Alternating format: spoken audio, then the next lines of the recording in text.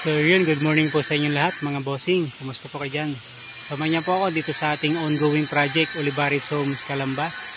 Evergreen unit mga bossing, okay?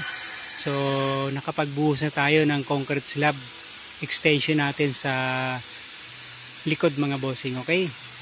So check natin mga boss.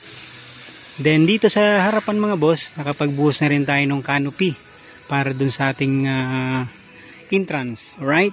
Ayan mga bossing. So abang na rin tayo ng kuryente, supply para dun sa ilaw. Check natin dito mga bossing. So ito yung nabuhusan natin last Saturday, okay?